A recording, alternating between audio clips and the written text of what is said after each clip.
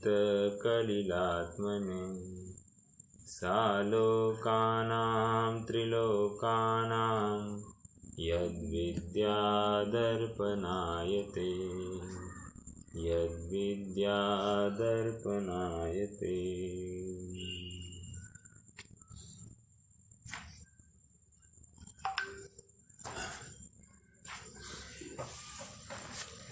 रत्नकंश श्रावकाचार्य आचार्य समंतभद्र स्वामी द्वारा रचित यह अनुपम कृति, और इसका हम तीसरा अधिकार देख रहे हैं, चारित्राधिकार।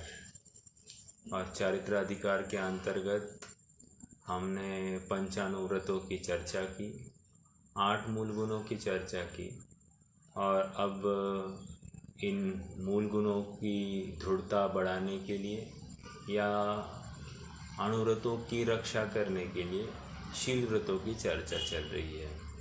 और इस शील व्रतों के अंतर्गत सर्वप्रथम गुण व्रतों की चर्चा। गुणव्रत क्या करते हैं?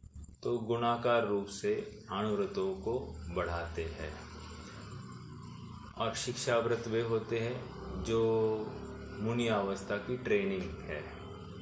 तो यहाँ पर गुणाकार रूप से जो बढ़ा रहे हैं, अर्थात जीव की स्थिरता को और विशेष करते हैं, इसलिए इनको गुणव्रत कहा। गुणाकार रूप से गुणव्रत की अनेक विवक्षाएं देखी हमने, जिसमें समंतभद्र स्वामी गुणव्रतों में दिग्व्रत, अनर्थदंड व्रत और भोगोपभोग परिमाण व्रत, इन तीनों को दिग्व्रत में गुणव्रत में ले रहे हैं। तो हमने दिग्व्रत की चर्चा की। दिग्व्रत का विषय ये है कि एक क्षेत्र की अवधि को लेकर यह मोक्षार्थी जीव या अनुव्रती जीव स्वयं को सीमित कर लेता है। अर्थात उस क्षेत्र के बाहर आवागमन, उस संबंधी विकल्प, चिंतन या कोई वस्तु ग्रहण करने की जो कोई कल्पना है, उससे वो निवृत्त हो जाता है। और इस निवृत्ति के फल हेतु उस जीव को महाव्रत तुल्य माना जाता है। अर्थात उस सीमा के बाहर, उस अवधि के बाहर वो महाव्रती के समान वहाँ पर होने वाले सभी पापों का त्यागी हो जाता है। अब दिग्व्रत की चर्चा हो गई, तो आचार्य देव और विषय को आगे बढ़ा रहे हैं और कहते हैं कि यह जीव निरंतर अपना आत्मा का पिपासु है और आत्मा में स्थित होने में समर्थ नहीं है। इसलिए अब क्या करें? तो कह रहे हैं कि और अपने विकल्पों को घटाए। तो विकल्पों को घटाने के लिए क्या करना? तो कह रहे हैं कि अब अनर्थकारी क्रियाओं से निवृत्त होना। कौन सी अनर्थकारी क्रियाएं? सीमा के बाहर नहीं, दिग्व्रत में जो कोई बाउंड्री थी उसके बाहर की अनर्थकारी क्रिया का भी त्यागी है। अब कह रहे इस बाउंड्री में, ये जो सीमा निश्चित की है, इस निश्चित अवधि के अंदर, अवधि मतलब क्षेत्र की अवधि, उसके अंदर भी ये स्वयं को अब और सीमित करे। किस प्रकार सीमित करे? तो कह रहे हैं कि जितने भी अनर्थकारी है, अनर्थदंड या उसको दुख पहुंचा सकते हैं, ऐसे सभी क्रियाकलापों से निवृत्त हो जाए। दुख किससे पहुंचता है? तो आचार्य देव कह रहे हैं कि दंड के माध्यम से। दंड क्या होता है? दंड मूल रूप से लकड़ी को दंड कहते हैं, और लकड़ी जब चलती है तो वो पीड़ा पहुंचाती है। तो यहाँ पर लकड़ी के रूप में 3 दंड बताए हैं: मन दंड, वचन दंड और काय दंड। मन दंड, वचन दंड और काय दंड के माध्यम से ये 3 प्रकार के दुख या पीड़ा पहुंचाने के साधन है। और आचार्य देव कह रहे हैं कि इनके निमित्त से यह जीव दुख को प्राप्त होता है। मतलब मन के माध्यम से अनर्थकारी क्रियाओं में प्रवृत्ति, वचन के माध्यम से अनर्थकारी क्रियाओं में प्रवृत्ति, या काय के कारण से या काय के माध्यम से अनर्थकारी क्रियाओं में प्रवृत्ति, इनके निमित्त से इस जीव को दंड मिलता है। और यदि हम सुखी होना चाहते हैं तो हमें इन क्रियाओं को सीमित करना पड़ेगा। देखिए, लौकिकता में हम बहुत चतुर हैं और हम बिल्कुल हमारे जो बजट है, हमारे जो महीने की जो खर्चा पानी है उसका हिसाब बराबर रखते हैं। हमको कितना कमाना है, कितना सेव करना है, हमारे बच्चों की पढ़ाई आदि आदि आदि सब के लिए हमने बहुत व्यवस्थित व्यवस्था कर रखी है। तो आचार्य देव कह रहे हैं कि जब हम लौकिकता में इतना ख्याल रख सकते हैं तो पारलौकिक मार्ग में हमको हमारा कितना ख्याल रखना चाहिए। तो ये कैसे रखा जाएगा? तो कह रहे हैं मन दंड, वचन दंड और काय दंड का बजट करना पड़ेगा। बजट करना पड़ेगा मतलब क्या? हमको हमारी इन जो टाल सकते हैं ऐसी क्रियाओं का हमको यूँ कहिए कि थोड़ा बहुत ऑडिट करना पड़ेगा। हमको विचार करना पड़ेगा कि क्या ये ज़रूरी है या नहीं ज़रूरी है। इसलिए आचार्य देव और एक हमको गाइडलाइन देते हैं। विचार करो कि क्या तुम इस पर्टिकुलर क्रिया को नहीं करोगे तो तुम्हें क्या फ़र्क पड़ेगा। मतलब वे विचार करते हैं, मैं यदि यह वचन नहीं बोलूं तो क्या फ़र्क पड़ेगा। अगर उनको ऐसा लगता है कि हाँ ये वचन बोलने से कुछ फ़र्क नहीं पड़ता है तो वो उस वचन को बोलेंगे ही नहीं। यदि उनको लगता है कि ये कार्य करने से, ये क्रिया करने से कुछ लाभ नहीं होगा तो उस क्रिया को नहीं करेंगे। और मन के माध्यम से भी ऐसा चिंतन नहीं करेंगे जिसको लेकर व्यर्थ के क्लेश खड़े होंगे। तो इस प्रकार ये अनर्थ दंड की चर्चा है। आचार्य देव इसका पहले स्वरूप समझाएंगे और उसके पश्चात उसको उसके 5 मुख्यतया भेद बताएंगे। भेद तो वैसे असंख्यात लोक प्रमाण है, नाना जीवा नाना कर्मा, और उनके उसको लेकर नाना प्रकार के परिणाम।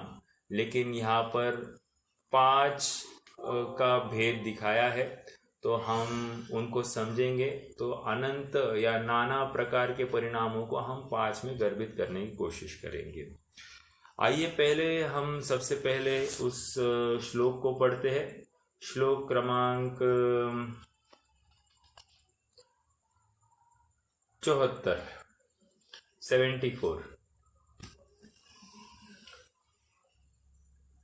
अभ्यंतरम दिग्वधे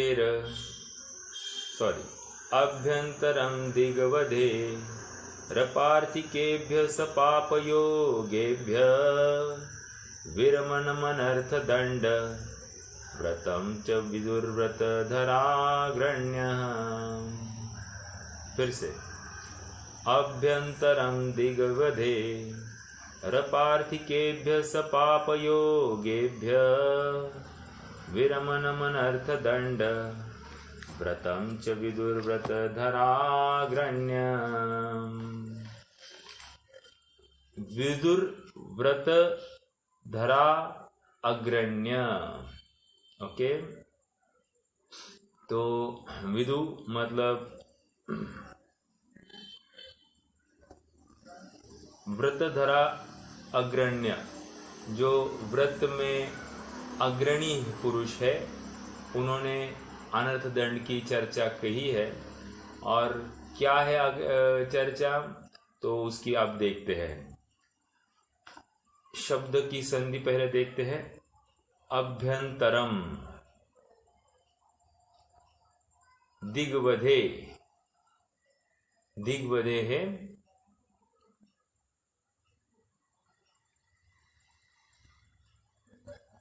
या दिग अवधे, ऐसा भी ले लीजिए, दिग्व्रत या दिग अवधि। अपार्थिकेभ्य, अपार्थिकेभ्य सपाप योगेभ्य, सपाप योगेभ्य। विरमणम, विरमणम म का हलंत अ बाहर निकलेगा। अनर्थ दंड व्रतम, अनर्थ दंड व्रतम विदुहु, विदुहु कहते हैं। ठीक है, अब अर्थ देखते हैं शब्द का। अभ्यंतरम अंदर, ओके। दिक अवधे, किसके अंतर? तो कह रहे दिग अर्थात दिशाओं की जो अवधि थी, दिशाओं का जो परिमाण था उसके अंदर, ओके। अपार्थिकेभ्य, अपार्थिकेभ्य मतलब प्रयोजन रहित, यूजलेस, जिसको कोई जरूरत नहीं है उसको कह रहे अपार्थिकेभ्य। सपाप योगेभ्य, योग, पाप सहित योग, पाप सहित योग। योग कौन से है? मन योग, वचन योग और काय योग। तो सपाप योगेभ्य कहकर ये तीनों योगों को यहां पर ले रहे हैं। विरमणम, विरमणम अर्थात विरक्त होना, हट जाना। इन पाप के योगों से जो हटता है उसको विरमणम। अनर्थ दंड व्रतम, अनर्थ दंड व्रतम, यहां पर अनर्थ दंड व्रत मतलब अनर्थ दंड त्याग व्रत लेना। ठीक है, अनर्थ दंड व्रत ये शॉर्ट में कहने की ये पद्धति है। अनर्थ दंड त्याग व्रत यहां पर समझना चाहिए, ओके। अनर्थ दंड व्रतम विदुहु, विदुहु मतलब कहते हैं। कौन कहते हैं? तो व्रत धरा अग्रण्य, जो व्रत को धारण करने में अग्रणी पुरुष है वो ऐसा कहते हैं। कौन है अग्रणी पुरुष? आप गंधर कहो या तीर्थंकर कहो। यहाँ पर इन्होंने तो लिखा है तीर्थंकर, लेकिन व्रतों को धारण कौन करते हैं? मुनि। और उनमें अग्रणी कौन होते हैं? गणधर। तो इस प्रकार ऐसा भी अर्थ चल सकता है, ठीक है। या फिर व्रतों में अग्रणी कौन है? तो व्रतधारी, विशेष व्रतधारी कौन? तो गणधर आदि। और उनमें अग्रणी कौन? तो तीर्थंकर। ऐसा लगा सकते हैं। तो ये अनर्थ दंड व्रत त्याग की परिभाषा। अर्थ पढ़ते हैं एक बार। जो दिशा की मर्यादा ली है उसमें मन वचन काय के योगों की व्यर्थ की प्रवृत्ति से विरक्त होना, उसे व्रतधारियों में अग्रणी जो भगवान है वे अनर्थ दंड व्रत कहते हैं। इन शॉर्ट यहाँ पर अनर्थ दंड का अर्थ इतना ही है कि जहाँ पर कोई प्रयोजन भाषित नहीं होता है ऐसे क्रियाओं को करना या ऐसी क्रियाओं संबंधी चिंतन करना या ऐसी क्रियाओं संबंधी वचन के माध्यम से उच्चारण होना, इसको अनर्थ दंड कहा जा रहा है। और एक महत्वपूर्ण बिंदु यहाँ पर आया कि अनर्थ दंड कहाँ रुकना है? तो कह रहे जहाँ पर हमने दिग्व्रत लिया है उस सीमा के अंदर वो अनर्थ दंड के त्याग की बात है। सीमा के बाहर तो ऑलरेडी अनर्थ दंड नहीं हो रहा है, क्योंकि वह प्रयोजन ही नहीं, वहां जा ही नहीं रहा है। तो फिर अनर्थ दंड कहाँ करेगा? अनर्थ दंड ये सीमा के भीतर करेगा, ओके। तो मान लीजिए 50 किलोमीटर का अवधि है दिशाओं की, तो 50 किलोमीटर के अंदर भी उसको छूट नहीं है, खुला लाइसेंस नहीं है कि वो चाहे वो अनर्थ दंड करे, ऐसा नहीं। वो वहां पर भी स्वयं को सीमित करे। क्यों? क्योंकि जितना उसका उपयोग भटकेगा उतना वो स्वरूप से बाहर रहेगा, और जितना स्वरूप से बाहर रहेगा उतने काशायिक कार्य में प्रवृत्ति होगी, और जितने काशायिक कार्य में प्रवृत्ति होगी उतने संसार का आमंत्रण है, संसार में भ्रमण का कारण बनेंगे। और यह जीव अत्यंत भवभीरु हुआ है और ये नहीं चाहता है कि अपना अब एक भी भव एक्स्ट्रा हो जाए, इसलिए वो जागरूक होकर वर्तमान में ही वो अपने इष्ट की प्राप्ति के लिए प्रवृत्त होता हुआ स्वयं को सीमित कर रहा है। तो आप कहोगे अनर्थ दंड में यार बहुत ही टफ है, बहुत ही टफ है। टफ क्यों लग रहा है? टफ इसलिए लगता है क्योंकि हमारी रुचि बाहर की तरफ है। जिसकी रुचि सहज अपने निज शुद्धात्मा स्वरूप के प्रति आ गई है उसको ये बातें टफ नहीं लगती है। इनफैक्ट उल्टी बात है, ज्ञानियों को पैसा कमाना टफ लगता है और अज्ञानियों को पैसा कमाना आसान लगता है, और ज्ञानियों को स्वरूप में स्थिर होना सहज लगता है और अज्ञानियों को स्वरूप में स्थिर होना एक सेकेंड, एक मिनट के लिए भी वो संभव नहीं है। वो क्या करना उसको तो विकल्प आते हैं और कब आंखें खोलो ऐसा हो जाता है। तो ये सहज एक अंतर है ज्ञानी अज्ञानी की सोच में, प्रवृत्ति में। तो अनर्थ दंड का अर्थ इतना ही है कि हमको लाइसेंस नहीं मिला है, दिग्व्रत के अंतर ही हमको अब अनर्थ दंड से निवृत्त होना है। ये महत्वपूर्ण बिंदु है। मतलब अब एक एक व्रत आगे बढ़ रहा है तो पहले के व्रत को ग्रहण करता हुआ आगे बढ़ रहा है। अगर ऐसा नहीं है दिग्व्रत कुछ अलग चीज़ है और अनर्थ दंड व्रत अलग चीज़ है, ऐसा नहीं, वो उसी के अंतर्गत उसकी सीमा कर रहा है। ओके, अच्छा, अब और थोड़ा सा विचार करेंगे। देखिए, अब ये दिग्व्रत के अंतर ये अनर्थ दंड व्रत कैसे 5 पापों की रक्षा करेगा, थोड़ा सा ये इस प्रकार विचार करते हैं। देखो, जैसे अब ये जीव सीमा के अंदर ही अब वो गमन कम करेगा, ओके, या फिर सीमा के अंदर ही वो क्या करेगा, वो वेस्ट यूजलेस कार्य में प्रवृत्ति नहीं करेगा, या किसी को कोई चीज़ मंगानी है या किसी को कोई चीज़ देनी है, गमन करना है, आदि सबसे निवृत्ति अपने आप करेगा। ओके, तो इसको लेकर क्या होगा, हिंसा में प्रवृत्ति नहीं होगी। तो सहज ही ये एक लाभ हो जाएगा कि हिंसा से बच जाएगा। दूसरा क्या है, झूठ सत्य। तो सत्य कह रहे हैं कि अब कम से कम लोगों को मिलना है, तो प्रयोजन रहित कुछ वचन ही नहीं कहेगा, तो सहज ही वो झूठ से भी बच जाएगा। तो अनर्थ, वो अनर्थ जो चलने वाला था कि कोई मिला तो क्या चल रहा है भाई, कैसा है, तुम्हारे कैसे हाल है, हमारा तो ठीक नहीं चल रहा है, ऐसा जबरन कुछ कह देना, या फिर बहुत तकलीफ हो रही है कोरोना से, ये तकलीफ भी नहीं होती हुई, घर में बैठा है शांति से, लेकिन बस बोलने के लिए बात क्या करे, तो ऐसा ही बोल देना, अनर्थ दंड। देखो, कोरोना से हमको बहुत तकलीफ हो रही है, बस अभी घर में एकदम शांति से बैठा है, फिर भी ऐसा कहे तो कह रहे ये अनर्थ दंड में झूठ बोल दिया, ऐसा अब ये नहीं बोलेगा। समझ में आया? तो ये झूठ से बच जाता है। चोरी, तो सहज ही किसी की वस्तु छीनने का कोई विकल्प नहीं आता है, तो स्वयं को ही सीमित कर रहा है ये जीव, तो ये चोरी से भी सीमा के अंदर ये स्वयं को बचा रहा है। तो चोरी अब्रह्म में कैसे होगा, कह रहे हैं कि पर स्त्री का तो त्यागी हो ही गया है, अब स्व स्त्री का भी त्यागी कैसे होगा, त्यागी इन द सेंस स्व स्त्री का भी प्रयोजन से रहित भोग से निवृत्त करेगा।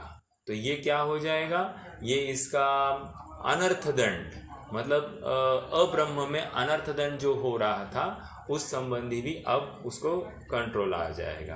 अब लास्ट कौन सा है, लास्ट परिग्रह संबंधी है। तो परिग्रह में उसको वो विचार कर रहा है कि मुझे इतना परिग्रह करना है क्या, तो इसमें से कौन सी चीज़ है जो मुझे नहीं चाहिए, इनके बिना भी मेरा काम चल सकता है, तो उनकी लिस्ट बनाता है और उनको छोड़ देता है। तो ये क्या हो गया, ये परिग्रह परिमाण में भी ये अनर्थ दंड ये कार्यकारी है। मतलब वो विचार कर रहा है कि इन सब से रहित भी काम चल सकता है, तो मैं क्यों न इन सब से रहित अपना काम चलाऊं। तो इस प्रकार ये 5 पापों की रक्षा करने में अनर्थदंड कार्यकारी दिखाई दे रहा है। भैया हाँ बोलिए बोलिए। अमूल्य तत्व विचार है ना, अमूल्य तत्व विचार, हाँ बोलिए ना। उसमें वो 2 लाइन है, निर्दोष सुख निर्दोष आनंद दो जहाँ भी प्राप्त हो, है ना, ये दिव्य अन्य तत्व जिसमें बंधनों से मुक्त हो, ये आएगा क्या इसमें?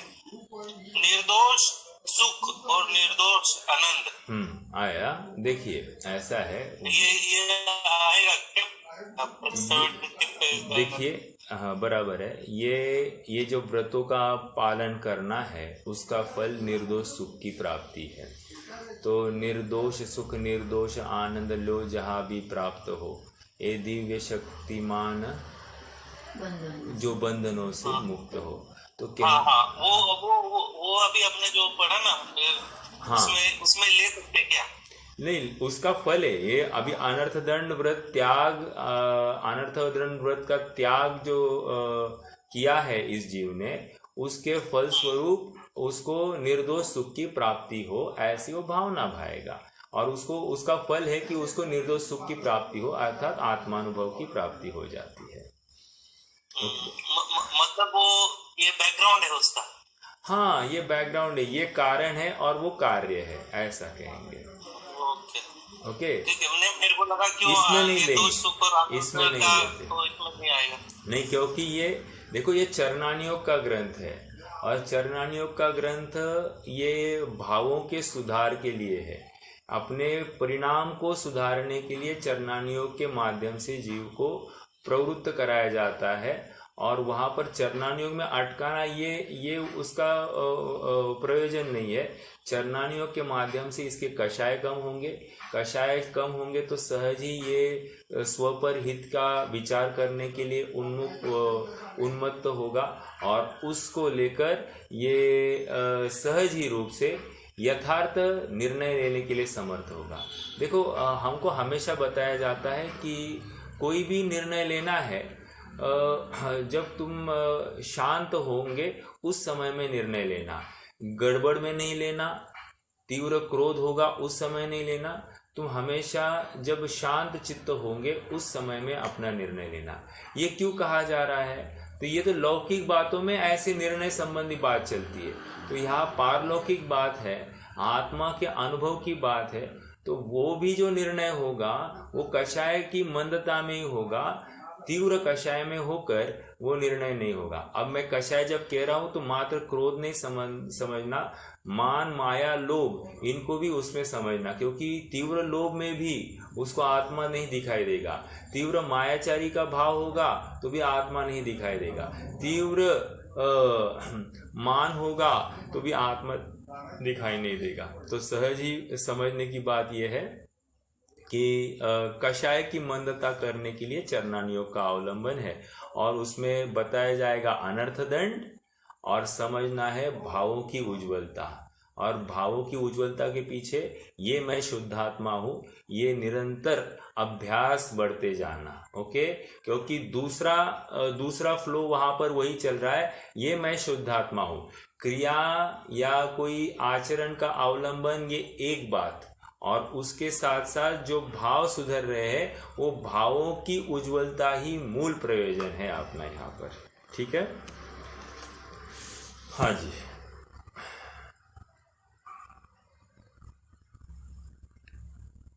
देखो मर्यादा के भीतर के क्षेत्र में, मैं ये सदाशिव जी का पढ़ रहा हूँ, मर्यादा के भीतर के क्षेत्र में भी ऐसा कार्य करना जिससे अपना कोई प्रयोजन ही नहीं सकता है तथा व्यर्थ ही पाप का बंध करके दंड भुगतना पड़े, वह अनर्थ दंड है। स्पष्ट बोल दिया, मर्यादा के भीतर भी ऐसा कार्य नहीं करना जिसको लेकर हमको पाप बंध हो और उसका दंड भोगना पड़े। वे सभी अनर्थ दंड त्यागने योग्य है जिन्हें करने से अपने विषय भोग भी नहीं सकते हैं, कुछ लाभ भी नहीं होता है, यश भी नहीं होता, धर्म भी नहीं होता, किंतु निरंतर पाप का ही बंध होता है, जिसका फल खोटा दुर्गतियों में भोगना पड़े। ऐसे सभी अनर्थ दंड त्यागने योग्य है। ओके, सभी अनर्थ दंड कौन से अनर्थ दंड, अब ये अगली श्लोक में बताएंगे। 5 प्रकार के अनर्थ दंड सब मिलकर पढ़ते हैं अगला श्लोक। पापोपदेश हिंसा दानापध्यान दुष्श्रुति पंच प्राहु प्रमादचर्या मनर्थ दंडान दंडधरा।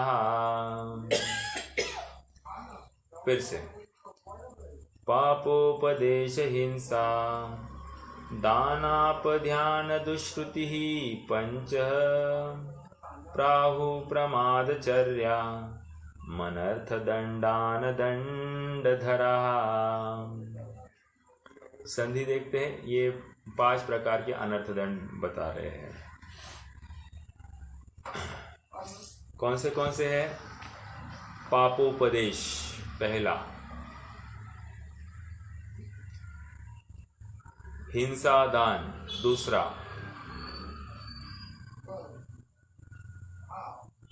अपध्यान तीसरा, वो ना है ना, ना में से अ बाहर निकलेगा, अपध्यान चौथा, दुष्श्रुति और आगे इमीडिएटली पंच मतलब 5, लेकिन 4 ही बताए, तो अगली लाइन में देखते हैं। प्राहु मतलब प्र अधिक आहु, प्रकृष्ट रूप से कहा है आहु। प्रमादचर्या 5वां, तो कैसे होगा? पापोपदेश पहला, हिंसादान दूसरा, अपध्यान तीसरा, दुष्श्रुति चौथा और प्रमादचर्या 5वां। ये क्या है? अनर्थ दंड।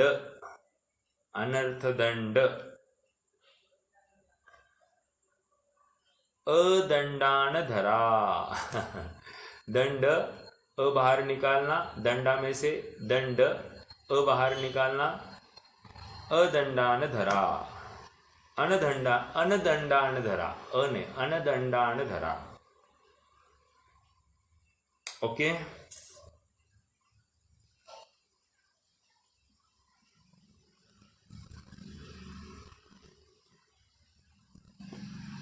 आइए अब अर्थ देख रहे हैं अपन। क्या बात है, सुनील भैया को सुनाई नहीं दे रहा है? बीच में जा रहा है भैया आवाज जा रही है क्या? अच्छा, एक मिनट बाहर रखो ना, 1 मिनट ना, फटक से रखना, दरवाजा पहले बंद करो।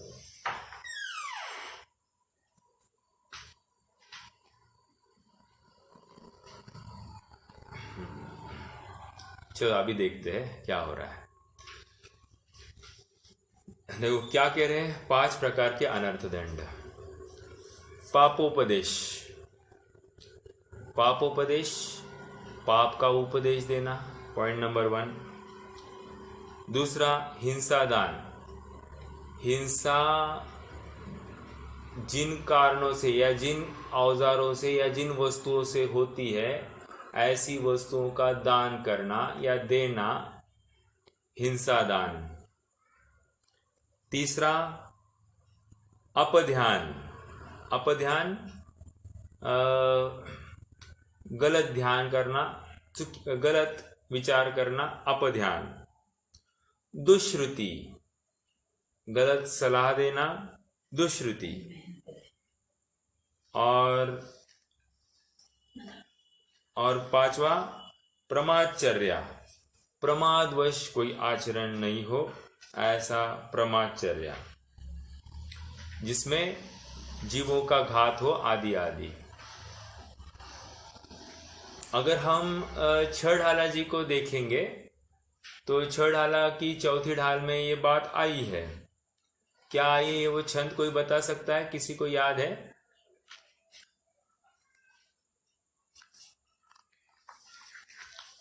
काहू की धन हानि किसी जय हार न चिंते, देयन सो उपदेश होय अघ बनज कृषिते, कर प्रमाद जल भूमि वृक्ष पावक न विराधे, असि धनु हल हिंसोपकरण नहीं, दे यश लाधे।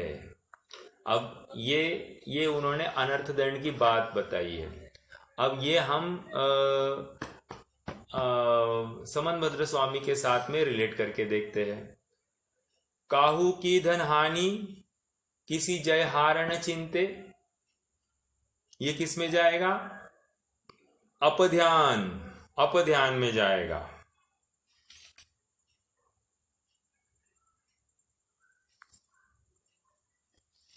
देयन सो उपदेश,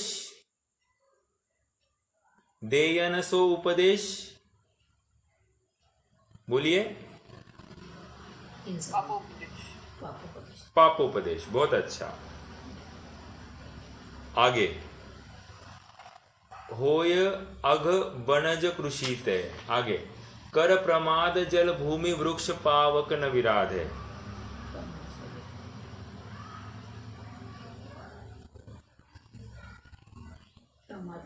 प्रमादचर्या, असि धनु हल हिंसोपकरण नहीं, दे यश लादे, किस में जाएगा? हिंसादान। और आगे का एक लाइन पढ़ेंगे, राग द्वेष करतार कथा कबहू न सुनीजे। तो ये क्या है? दुश्रुति। राग द्वेष करतार कथा कबहू न सुनीजे, ये दुश्रुति का त्याग करना। और अनर्थ दंड हेतु अघ तिन्ह न कीजे, मतलब इतना तो है ही, और इसके अलावा भी आपको जो लगता है जिससे इस जीव को दंड मिलेगा, पाप होगा, संसार परिभ्रमण होगा, तो वो भी आप नहीं करना। ये हमने छह ढाला के साथ में ये को रिलेट करके देखा। अब और थोड़ा सा विचार करेंगे। ये जो हम पहले के आए हैं कि मन दंड, वचन दंड और काय दंड, इनके माध्यम से ये पाप हो रहे हैं। तो ये 5 जो अनर्थ दंड है, उनमें से कौन सा मन दंड है, कौन सा वचन दंड है, कौन सा काय दंड है, वो थोड़ा सा देखते हैं। अभी अपध्यान है। अपध्यान ये क्या होगा? ध्यान करना। ये किसके माध्यम से होगा? मन के माध्यम से होगा, तो मन दंड में चला जाएगा। समझ में आ रहा है? पापोपदेश, पाप का उपदेश देना, ये क्या किस में जाएगा? वचन में जाएगा। बहुत अच्छा। हिंसादान ये क्रिया है, काय के माध्यम से होगी, काय दंड में लेंगे। प्रमादचर्या भी काय में लेंगे। बहुत अच्छा। और दुश्रुति किस में लेंगे? वचन। बहुत अच्छा। वैसे श्रुति मतलब सुनने की बात है, लेकिन कोई बोलेगा तो ही सुना जाएगा, इसलिए इसको श्रुति मतलब वचन दंड में ही लिया जाएगा। तो हमने देखा कि ये 5 का विभाजन मोटा मोटा 2 काय दंड के दिए है, 2 वचन दंड के दिए और 1 मन दंड के दिया है। वैसे विचार करा जाए तो सब में मन तो लगता ही है, लेकिन यहाँ पर मुख्यता की अपेक्षा से सब कथन चल रहे हैं। ओके, बहिरंग कार्य जो दिखाई दे रहा है उसकी अपेक्षा ये कथन चल रहे हैं। भैया, हाँ बोलिए ना। कृतकारित अनुमोदन भी समझ गया। हाँ, कृतकारित अनुमोदन ऐसा है कि बिल्कुल समझना पड़ेगा। तो वो जो कोई आएगा, कृतकारित और अच्छा आप ये कह रहे हैं क्या? करना, करवाना और करते हुए का अनुमोदन। तो करना तो ये तीनों लेंगे, मतलब मन दंड, वचन दंड, काय दंड, ये तीनों को हम कृत में ले लेंगे। ओके, स्वयं करना। अब कोई कर रहा है उसका अनुमोदन करना ये मन के स्तर पे जाएगा, और करवाना ये कैसे लेंगे? करवाना ये वचन भी आएगा उसमें और मन भी आएगा वैसे देखा जाए तो, ठीक है। स्वयं नहीं कर रहा है लेकिन वचनों के माध्यम से किसी को निर्देश देना और उसका अनुमोदन रखना, ये मन और वचन के माध्यम से आ सकता है, ठीक है। अब देखिए, वैसे तो हम सबको गांधी जी के वे 3 बंदर याद ही है। वो तो कहते हैं कि बुरा मत सुनना, बुरा मत देखना और बुरा मत बोलना, ठीक है। वहाँ पर प्रयोजन इतना ही है कि अनर्थ कोई भी चीज़ हो उससे हम बचे, ओके। मूल बात तो यही है। आपको अनर्थ दंड के बारे में थोड़ी सी और गांधी जी के जीवन की कुछ घटनाएं सुनाओ तो उनका भी कितना सहज जीवन था ये हमको ख्याल में आएगा। मतलब बड़े लोगों के जीवन में ये सहजता में अनर्थ से हम बच जाते हैं। एक बात तो ये है कि कोई भी उनके पास में, गांधी जी के पास आता तो उसको एक नियम होता था कि आपको हमारे पास आना है तो और कुछ कहना है तो एक बात ये होगी कि आप जो बात हमको सुनाने वाले हैं क्या ये आपके और मेरे हित की है, पॉइंट नंबर 1। दूसरी बात, क्या ये दूसरे की निंदा तो नहीं है, और इन दोनों में से कुछ भी नहीं है तो आप क्यों कह रहे हैं। कहने की बात इतनी है कि हितकारी बात हो तो ही बताई जाए, नहीं तो आप बताओ ही मत, ये कहा जाएगी दुष्श्रुति में चली जाएगी, ओके। और कुछ घटनाएं हैं, जैसे एक बार वे इलाहाबाद गए थे और इलाहाबाद गए तो वहाँ पर नेहरू जी के यहाँ पर रुकना हुआ। नेहरू जी ने उनको पानी दिया और पानी ग्लास भर दिया, तो उन्होंने ग्लास भर पानी पीना नहीं था तो उन्होंने क्या किया कि दूसरा ग्लास, खाली ग्लास मंगवाया और उसमें पानी उंडेल दिया और जितना चाहिए था उतना ही पी लिया। तो नेहरू जी ने बताया कि अरे यहाँ तो यमुना बहती है, आपको क्या तकलीफ है, हमको पानी की कोई तकलीफ नहीं है। तो उन्होंने कहा इस पानी पर मात्र मेरा हक नहीं है, पूरे देशवासियों का हक है। कहने की बात यह है कि हमको जितना पानी चाहिए उतना ही पीना चाहिए। तो उन्होंने एक एग्जाम्पल सेट किया। नहीं तो बहुत बार होता है कि पानी तो ग्लास भर ले लेते, पीते हैं 2 घूंट और बाकी का पानी फैला जाता है, तो ये क्या किस में चला जाता है, अनर्थ दंड में। तो ऐसा उनके जीवन की ये एक घटना है। दूसरी और एक घटना है, वे येरवडा के जेल में थे और उस समय में उनको वे दातून करते थे, तो दातून के लिए नीम लगता है। तो वहाँ पर उनके कोई सहयोगी थे, काका साहब कालोलकर ऐसा उनका नाम था। तो उन्होंने कहा बापूजी यहाँ पर बहुत नीम है, आप घबराओ मत, मतलब आपको डेली ताज़ा नीम ला कर देंगे। तो उसने एक नीम लाया, उसको बापूजी ने मतलब 5-7 दिन चलाया। तो उन्होंने कहा ऐसा क्यों? तो कह रहे कि जितना ज़रूरत है उतना ही यूज़ करना है, वेस्ट क्यों करना, और वो मात्र मेरे लिए नहीं है, प्राकृतिक चीज़ है, तो जितनी हमारी ज़रूरत है उतनी हम यूज़ करें। फिर से ये किसकी तरफ इंगित कर रही है, ये उनकी घटना, ये अनर्थ दंड की तरफ। मतलब ज़रूरत नहीं है तो वेस्ट नहीं करना। अभी देखो थोड़ा सा और बताओ आपको, हमारे भी जीवन में ऐसा हो जाता है। मान लीजिए कि अपन ने थोड़े से कोई सब्जी लाई है या फल लाए हैं। अब हुआ ऐसे कि अगर वो थोड़ी सी मात्रा ज़्यादा है, यदि उसका यूज़ नहीं हो जाए तो वो क्या होने वाला है, वो खराब होने वाली है। तो खराब होने के लिए नहीं हो, इसलिए हम क्या करते हैं, ज़रूरत से ज़्यादा खाना पड़ता है। तो ज़रूरत से ज़्यादा खाना ये हो गया, ये किस में चला जाएगा, ये अनर्थ दंड में चला जाएगा। क्यों? ज़्यादा खाएंगे ये गरिष्ठ भोजन हो जाएगा, प्रमाद आएगा, प्रमाद आने से हम अपने स्वाध्याय से, ध्यान से, अपने आत्मचिंतन से हम चूक जाएंगे।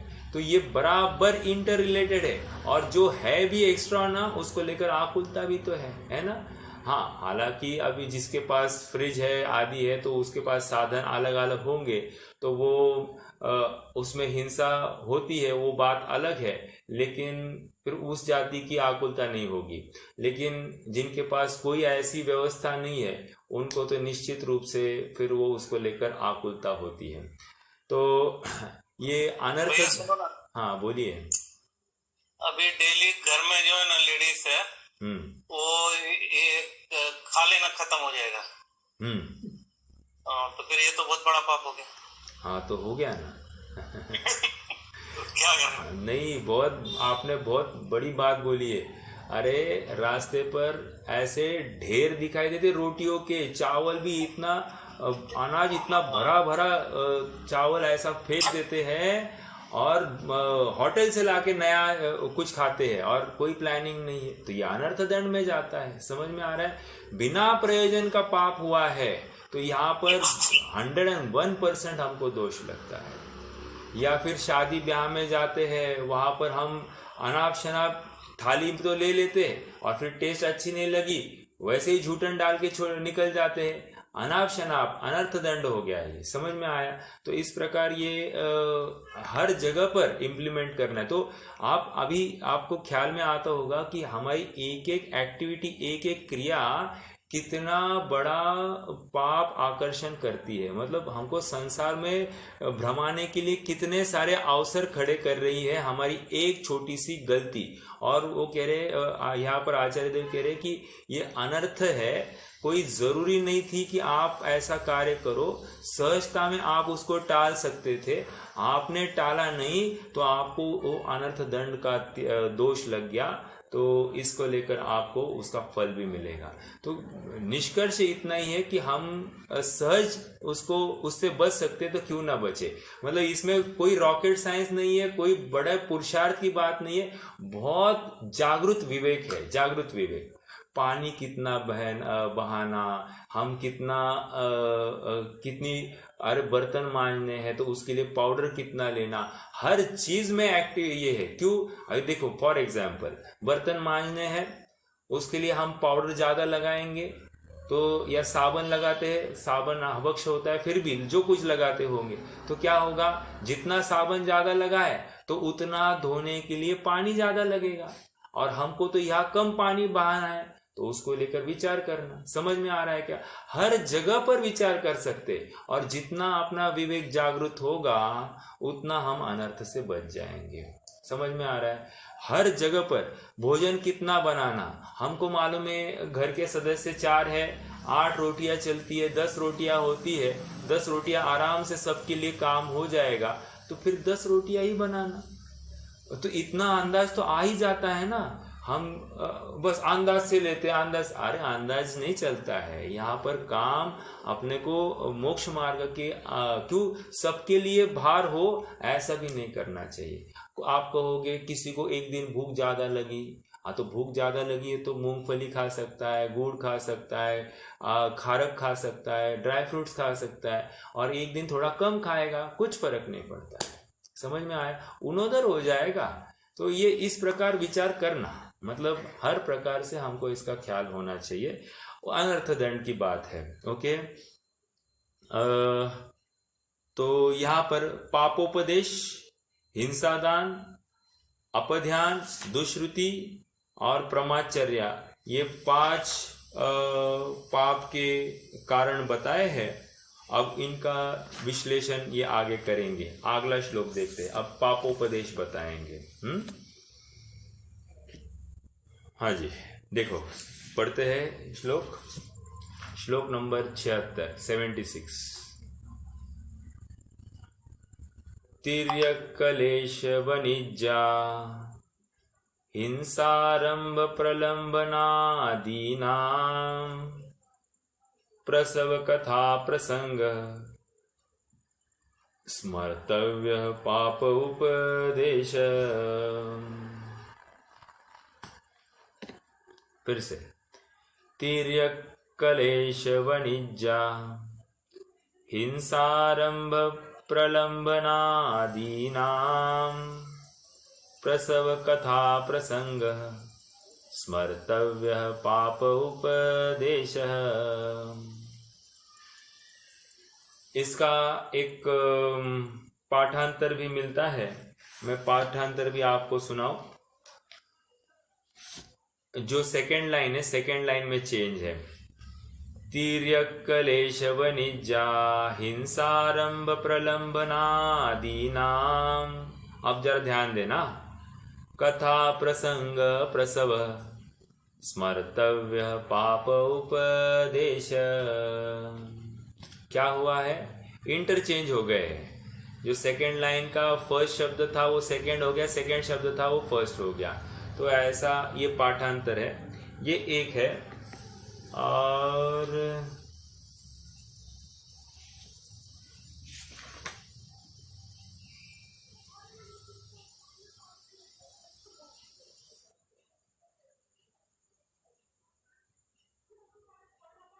हाँ जी, तो ये आया है। क्या है फर्क दोनों में? फर्क अपन देखते हैं। पहले तो मूल श्लोक अपने सामने जो रत्नकर्ण श्रावकाचार्य सदाशिवदास जी की टीका है उसके माध्यम से पहले देखते हैं, उसके बाद में दूसरा भी श्लोक देखेंगे। हाँ जी, क्या है? तिर्यक् क्लेश वाणिज्या। तिर्यक क्लेश दूसरा शब्द, वाणिज्या तीसरा, हिंसारंभ हिंसा आरंभ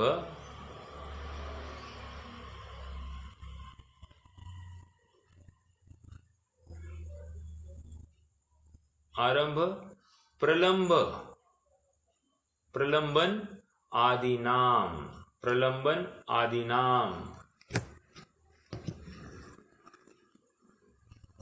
प्रसव प्रसव कथा प्रसंग स्मर्तव्य पाप उपदेश स्मर्तव्य पाप उपदेश। देखो क्या है, तिर्यक क्लेश। तिर्यक क्लेश मतलब तिर्यंच को जिस कारण से क्लेश पहुंच सकता है ऐसा कोई भी उपदेश नहीं देना। याद रखना, अब हम पापोपदेश की चर्चा कर रहे हैं। पहला अनर्थ दंड पापोपदेश की चर्चा है, तो ये सब उपदेश संबंधी बात होगी। तो तिर्यंचों को जिस वजह से क्लेश हो सकता है ऐसा उपदेश नहीं देना, तिर्यक क्लेश। वाणिज्य वाणिज्य अर्थात वाणिज्य मतलब व्यवसाय। तो व्यवसाय कौन सा करना या पाप के व्यवसाय करने का उपदेश नहीं देना। जैसे कोई भी नशाकारी पदार्थ होंगे, ऐसे वस्तुओं में प्रॉफिट ज़्यादा होता है, ऐसे वस्तुओं का व्यापार करने का उपदेश देना, ये करो इसमें बहुत मार्जिन है तो ये नहीं करना। तो ये वाणिज्य के अंतर्गत पाप के व्यापारों को करने की सलाह नहीं देना, ये वाणिज्य संबंधी उपदेश। तीसरा,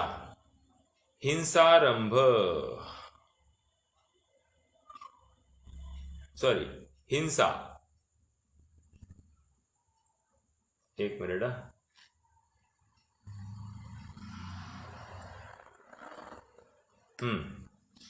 हिंसा तो जिसमें हिंसा होती है ऐसे कोई भी उपदेश नहीं देना, ये हिंसा। आरंभ जिन कार्यों को करने से बहुत आरंभ होता होगा, और आरंभ हम सब जानते हैं कि ये पाप है, तो आरंभ से निवृत्त होना, ये आरंभ उपदेश। ओके। और पांचवा, प्रलंबन उपदेश। प्रलंबन, प्रलंबन मतलब कैसे ठगा जाए या चीटिंग कैसे की जाए, ऐसा उपदेश देना, ये प्रलंबन उपदेश। ओके, तो ये 5 प्रकार के उपदेश। अब थोड़ी सी इसकी चर्चा करते हैं, प्रैक्टिकल यूज कैसे होता है उसकी बात भी हम देख सकते हैं। तिर्यंच, ओके, तो तिर्यक कलेश, तिर्यक कलेश नहीं, अपन ने पूरा श्लोक नहीं देखा। हाँ, तिर्यक कलेश हो गया, वाणिज्य हो गया, हिंसा हो गया, आरंभ हो गया, प्रलंबन हो गया, आदि नाम, आदि नाम प्रलंबन आदि नाम। ओके, ये पूरा अखंड शब्द है, ये ठगने संबंधी। प्रसव, प्रसव, प्रसव मतलब क्या, उत्पन्न करना, प्रसव है ना। प्रसूति, प्रसूति कैसे, वहां से ही शब्द आया प्रसव। ओके, उत्पन्न होना, क्या उत्पन्न करना, कथा प्रसंग, ऐसे कथा या ऐसे प्रसंग में ऐसी कोई कथा करना या ऐसी कथा उत्पन्न करके कहना जिससे पाप हो सकता है। स्मर्तव्य, स्मर्तव्य पाप उपदेश, स्मर्तव्य मतलब स्मरण करने के योग्य। क्या क्या स्मरण करना है कि ये पाप के उपदेश है, ऐसा स्मरण करने योग्य है। ओके, पाप, पाप उपदेश, पाप के उपदेश है ऐसा समझना। ओके, तो इन एंड ऑल ये अर्थ क्या होगा, तिर्यंचों को क्लेश उत्पन्न कराने का, उन्हें खरीदने बेचने का, उनकी हिंसा का, आरंभ का, ठगने का इत्यादि पाप उत्पन्न करने वाली प्रवृत्ति रूप कथा का बारंबार कहना, उपदेश देना, वह पापोपदेश नाम का अनर्थ दंड है। देखो, पाप उत्पन्न करने वाली प्रवृत्ति, क्या कहा, ये प्रसव कथा प्रसंग, तो उसमें से अर्थ क्या निकला, पाप उपदेश उत्पन्न करने वाली, पाप उत्पन्न करने वाली प्रवृत्ति या कथा का कहना, ये पापो प्रसव कथा प्रसंग। आप उल्टा लेंगे तो कथा प्रसंग प्रसव, तो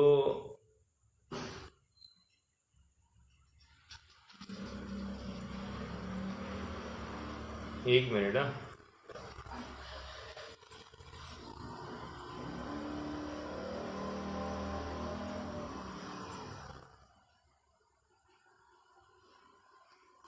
यहाँ पर कथाओं का प्रसंग उत्पन्न करना, ये इस प्रकार है। थोड़ा चेंज है इसमें, मैं आपको फिर से चेक करके बताऊंगा, लेकिन थोड़ा सा अर्थ चेंज है। एक मिनट,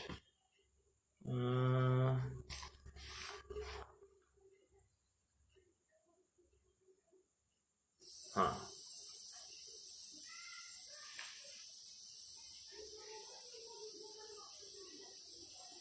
कथा नहीं,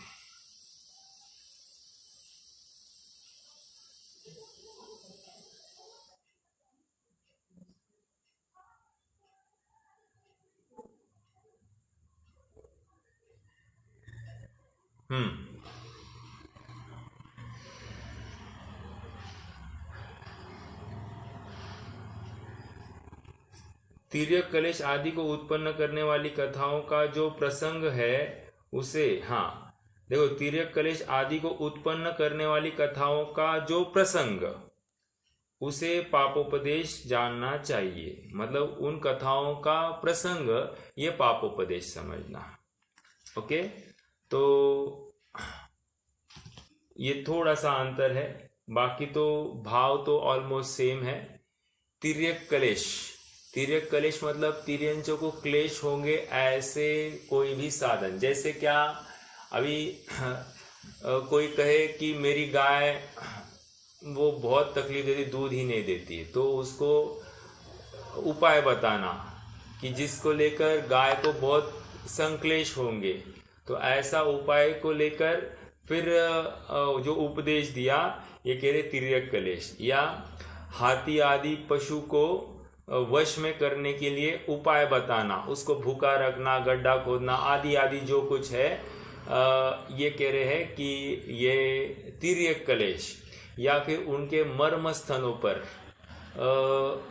उनको पीड़ा पहुंचाने का उपदेश देना, ये तिर्यक कलेश हो गया।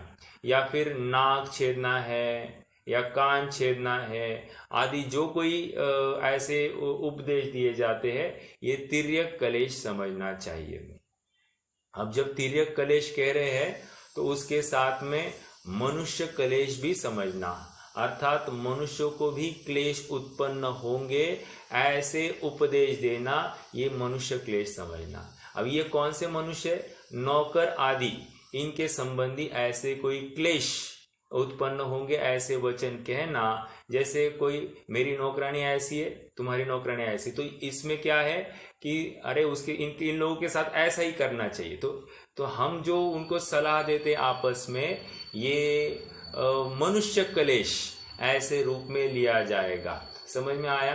मैं ये नहीं कह रहा हूँ कि सामने वाली व्यक्ति अच्छी ही होगी, लेकिन हम ऐसा अर्थ या इस प्रकार का उपदेश किसी को नहीं। आजकल के तो बाई अच्छी नहीं मिलती, आजकल के नौकर ऐसे नहीं मिलते, आजकल के नौकर तो चोरी ठगने को ही बैठे, आजकल के नौकर तो काम चुकार ही होते। ये जितने भी हम वचन कहते हैं और उस संबंधी उनको उपाय बताते हैं, ये उपाय कह रहे हैं ये तिर्यक कलेश इस पाप में, अनर्थ दंड में चला जाएगा। अनुव्रती जीव बिल्कुल भी ऐसे अनर्थकारी क्रियाओं को या वचनों को नहीं कहेगा या सलाह भी नहीं देगा। समझ में आया? और एक बात यहाँ पर समझ में आ रही कि अनुव्रती भी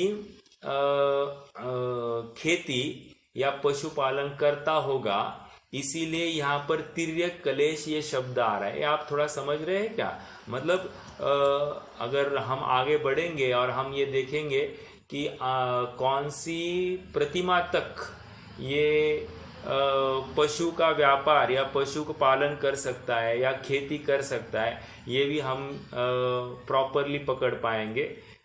तो यहाँ पर पापोपदेश कहकर ये निश्चित हो रहा है कि अनुव्रती भी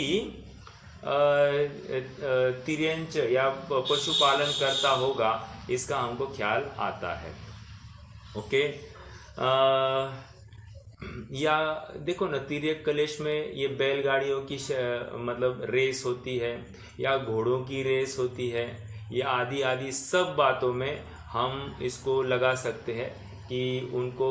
या फिर और बताओ, जैसे शादी ब्याह में तिर्यंचों को मतलब वो घोड़ों को नचवाते हैं, तो कहते हैं कि उनको शराब भी पिलाते हैं या फिर वो पैरों पर मारा जाता है। तो ऐसे जो कोई सलाह के साधन होंगे, ऐसा कोई उपदेश नहीं देना, तो या उस संबंधी अनुमोदना नहीं करना या करवाना नहीं, तो ये सब बातें यहाँ पर तिर्यक कलेश नामक दोष में ले सकते हैं, अनर्थ दंड है। ओके, बहुत बड़ा विस्तार है, अपन बहुत संक्षेप में इसकी चर्चा कर रहे हैं। वनिज्जा, वनिज्जा का कैसे लेंगे? वनिज्जा मतलब देखो, एक तो किसी को सांसारिक प्रयोजनों में सलाह तो योग्य नहीं है, क्योंकि होता ये है कि सबका अपना अपना उदय निश्चित है और सब अपने उदय के अनुसार यथा योग्य अर्थार्जन करने वाले हैं। लेकिन फिर भी तुम ये करो, तुम ये करो, ये जितने भी सलाह होते हैं ये निश्चित ही पाप बंध के कारण बनते हैं, इसलिए वाणिज्य की बात नहीं होती है।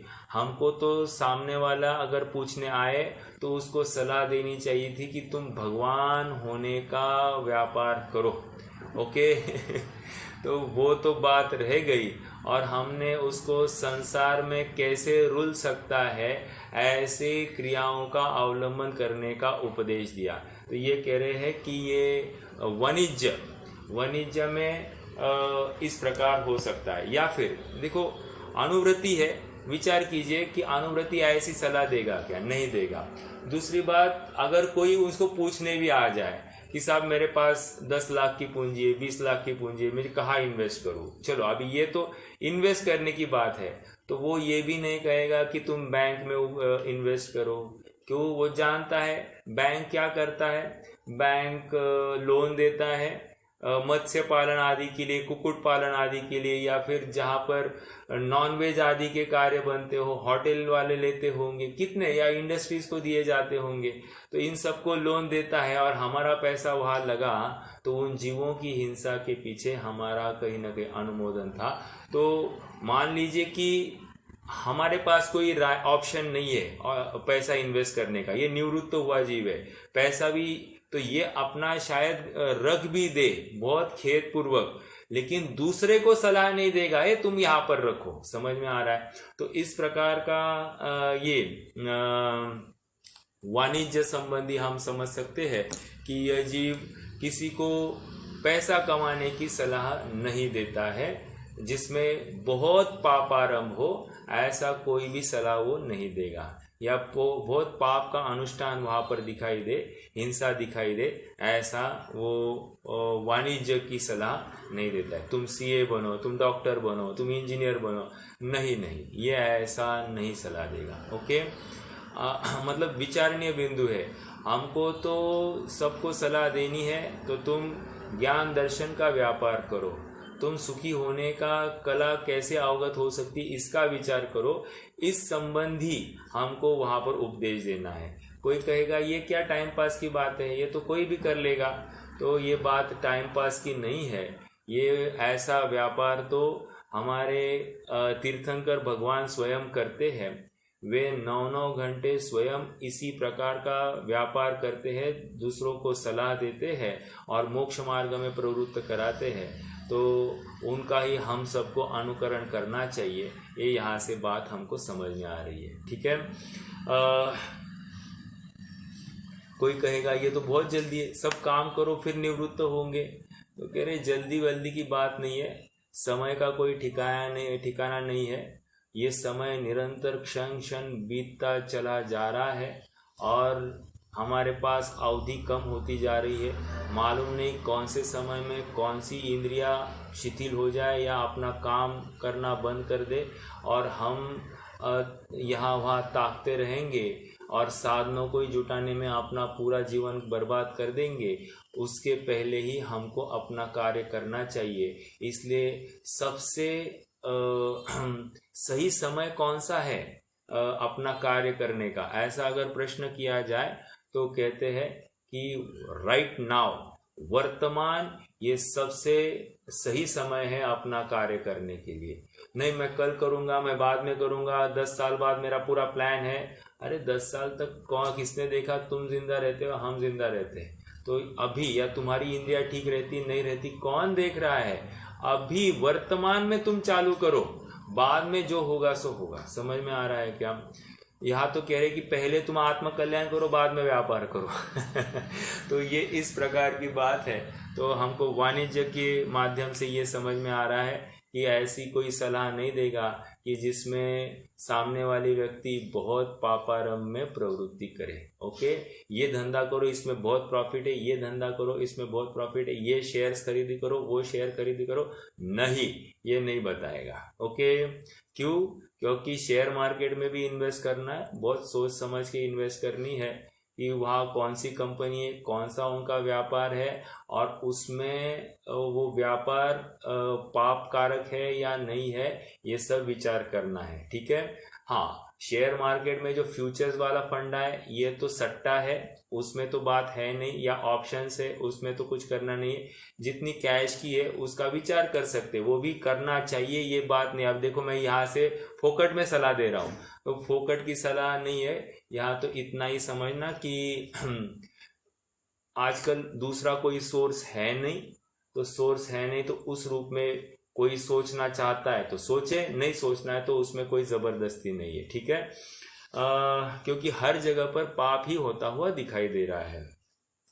चलिए, तो वाणिज्य की बात आ गई।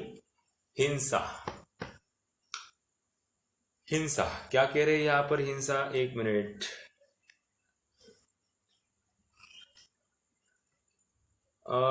गाय भैंस आदि को अमुक देश में खरीदकर अमुक देश से बेचने में अधिक लाभ होता है, ऐसा उपदेश, ये तिर्यक वाणिज्य हो गया।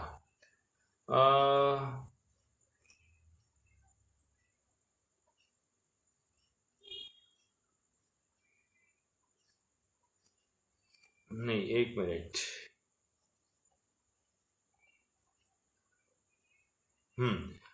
बाग बगीचा लगवाना, ये तो आरंभ है। हाँ, व्यवसाय का उपदेश देना जिसमें 6 काय के जीवों की हिंसा होती है, ये हिंसोपदेश।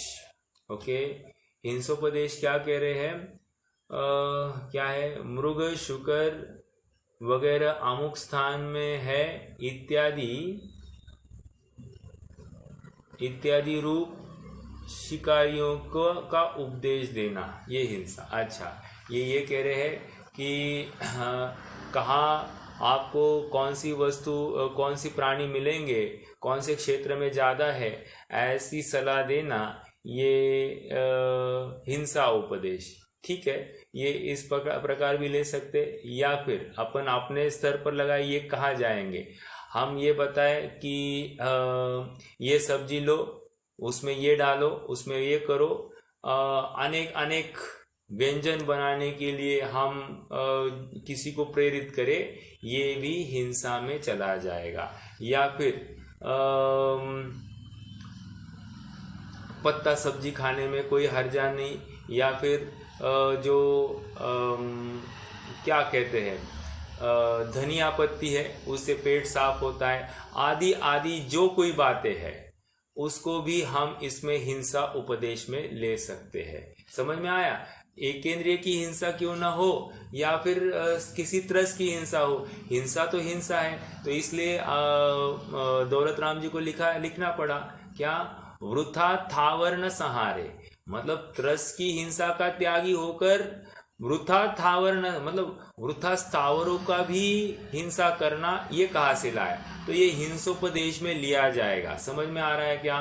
तो हर जगह पर लगा सकते हैं। या फिर बच्चों को आजकल केक्स, आइसक्रीम्स आदि अच्छे लगते हैं और वो बनते हैं अभक्ष्य वस्तुओं से, तो ये डालना, ये डालना, ये डालने से ऐसा होता है। तो ये जितने भी अपन उपदेश देते हैं, ये सब हिंसा उपदेश में चला जाएगा। क्यों? वे आवश्यक चीजों के बिना बनते ही कैसे हैं? बहुत जो बनते हैं उनकी बात नहीं, जो नहीं बनते हैं उनकी बात चल रही है।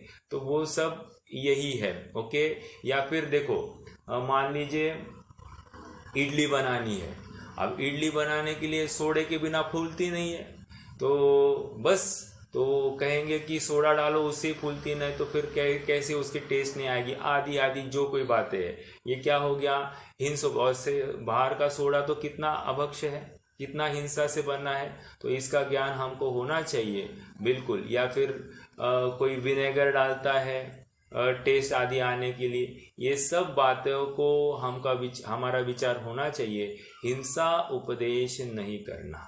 ओके, तो ये बात हमने हिंसा उपदेश में देखी कि यह मतलब जहाँ जहाँ संभव है वहाँ से हमको बचना चाहिए, क्योंकि चूकने के अवसर बहुत है, लेकिन संभलने के लिए बहुत पुरुषार्थ करना पड़ता है। मैं श्रेयांश को हमेशा एक बात कह रहा हूँ, और अभी तो बार बार कहता हूँ, देखो बेटा, एक चीज बिगाड़ने के लिए एक समय भी नहीं लगता है, लेकिन वो चीज अच्छी, टिकाऊ और ज्यादा समय के लिए बनी रहे, इसके लिए बहुत मेहनत करनी पड़ती है। ये तो किसी वस्तु के बारे में, किसी को कोई वस्तु संभालने के स्तर पर। अब हम इसको ऐसे लगा सकते, जैसे लोग में कहते हैं ना कि दोस्ती संभालने के लिए पूरा जीवन खत्म होता है, तो भी दोस्ती संभालने के लिए पूरा यत्न करना पड़ता है। और दोस्ती तोड़ने के लिए कितना समय लगता है साहब? 1 मिनट भी नहीं लगता है अगर तोड़नी है तो। वैसे ही चारित्र हमको अंगीकार करना है और चारित्र का पालन करना है, इसमें पूरा जीवन बीतेगा। और चारित्र से च्युत होने के लिए कितना समय लगेगा? एक समय नहीं, 1 मिनट का एक समय का पाप भी कार्यकारी है। मतलब जितने पूरे उम्र भर की हमने जो तपस्या की है वो एक छोटे से पाप में भी धुल सकती है। क्या धुल सकती है मतलब बर्बाद हो सकती है, ये कहना है। तो कहने की बात इतनी है कि इस मार्ग में बने रहने के लिए यत्न है, और यहाँ से हटने के लिए कोई यत्न की बात नहीं है।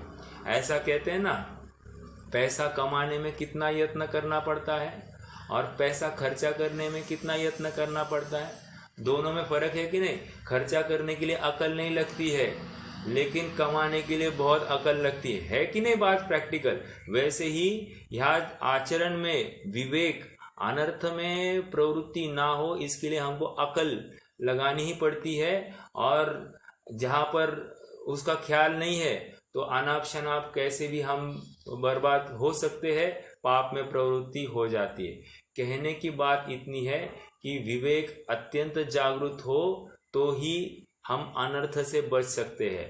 और वो हमारे स्वयं की थॉट प्रोसेस है, कहीं दूसरों ने लादने की जरूरत नहीं, हमको स्वयं को लगना चाहिए अरे इसमें हमारा मोक्ष मार्ग कुंठित हो रहा है, हमको किसी और की सलाह की जरूरत नहीं, क्योंकि दूसरे की सलाह शायद हमको पसंद आए भी नहीं।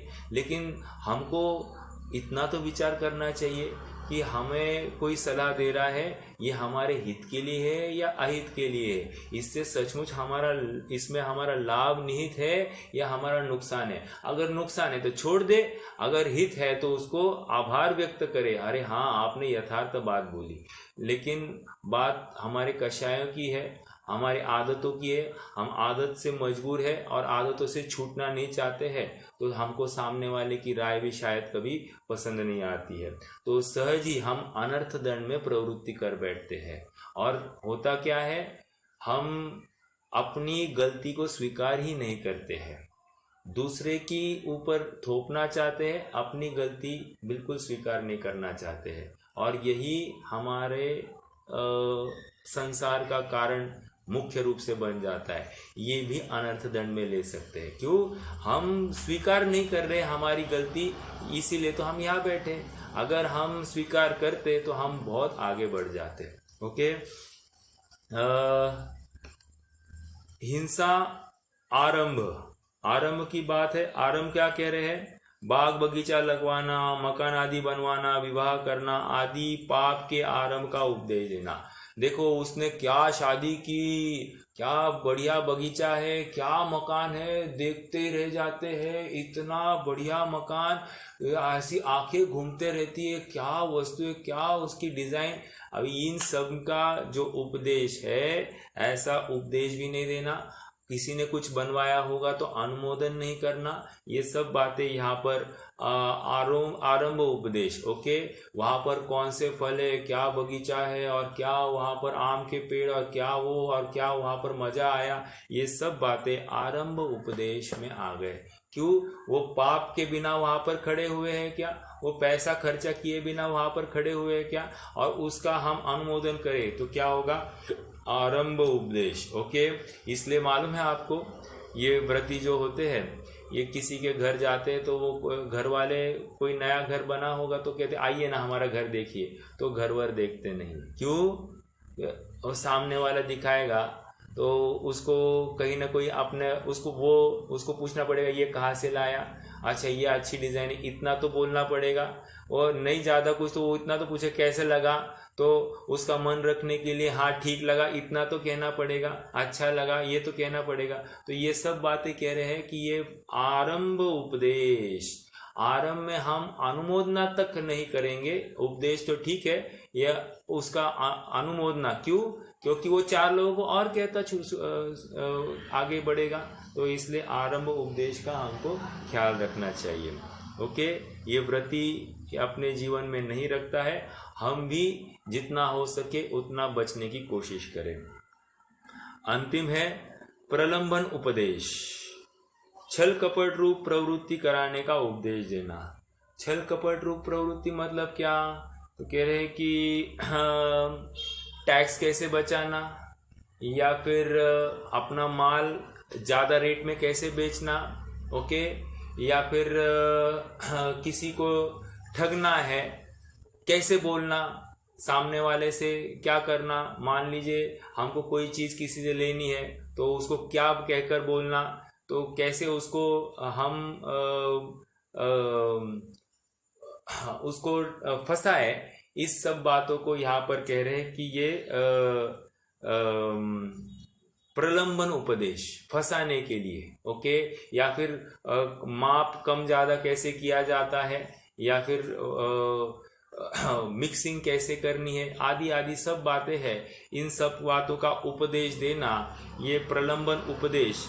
चीटिंग कैसे करनी इसका उपदेश देना ये ऐसा पापोपदेश नाम का अनर्थ दंड। ये पहला अनर्थ दंड हमने देखा। अपना समय तो हो गया है, अपन यथाक्रम अन्य अनर्थ दंड को कल देखेंगे। आज के लिए रुक जाते। कोई प्रश्न है तो पूछिए, नहीं तो फिर रुक जाएंगे।